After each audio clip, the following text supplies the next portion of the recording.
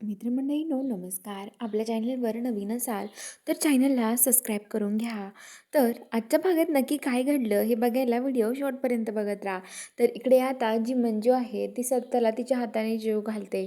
जेवण वगैरे करतात दोघे पण. आणि आता मंजू सत्या ते गप्पा मारत असतात. मंजू म्हणते, सत्या मला सोडून कधीच जाऊ नकोसा. सत्या मला खूप टेन्शन आलं होतं. त्या माणसाने जर तुला सांगितलं नसतं तुझ्यासोबत काय झालं असतं. मी जगू नसते शकले सत्या तुझ्याशिवाय, माहिती का सत्या. तर असं म्हणत असते. आणि आता लगेच सत्या म्हणतो, वाघमारे आता मी आलोय ना तुमच्याजवळ, मग कशाला रडताय तुम्ही, रडू नका बरं, शांत व्हा, असं म्हणतो. आणि मंजूला शांत करतो. आणि आता मंजू त्या दोघे जण जेवण करून ते झोपतात. तर सत्या लाईट बंद करतो आणि त्यांचं दोघं जण एकमेकाजवळ येतात. आणि दोघे मस्त रोमॅन्टिक झालेले असतात. सत्या आता मंजूच्या हातावर हात ठेवतो आणि दोघे तिथे झोपी जातात रात्री. तर इकडं मंजूच्या आईला टेन्शन आलेलं असतं. मंजूच्या डोक्यावर तर चक्कर नाही बसल्या ना. मंजूला काय झालं असेल. अमृता म्हणते, आई आपण दीदीला घेऊन हॉस्पिटलमध्ये जाऊ, कारण दीदीला खूपच त्रास होतोय असा.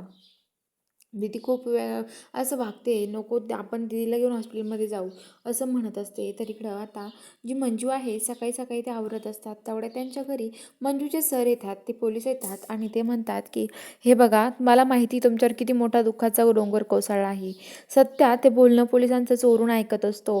आणि आता सत्या ते ऐकत असतो. आणि इकडे पोलीस म्हणतात की हे बघा वाघमारे मॅडम, इन्स्पेक्टर मॅडम, तुम्हाला हे बघा मंजिरी मॅडम, आपल्याला हे विसरून चालणार नाही की तुम्ही तुमची बदली इथे यासाठी करून घेतली होती की सत्या हा खूप मोठा गुंड आहे. सत्याला तुम्हाला संपवायचं होतं, हा मोठा गुंड तुम्हाला संपवायचा होता. पण हे बघा, हे काम ऑलरेडी झालं आहे. त्यामुळं तुम्ही तुमची बदली, आता काही टेन्शन नाही आहे तुम्हाला, कारण की सत्या आता संपलाय. गुंड आता या जगात नाही राहिला तो. आणि हे बघा वाघमारे मॅडम, तुमचं जे काम होतं ते बारीक पार पाडले तुम्ही, असं म्हणत असतं. तर आता इकडं सत्य हे सगळं बोलणं ऐकतो. आणि तो म्हणतो की आता वाघमाऱ्यांना आतमध्ये येऊ दे, मग वाघमाऱ्यांना सांगतो काय आहे.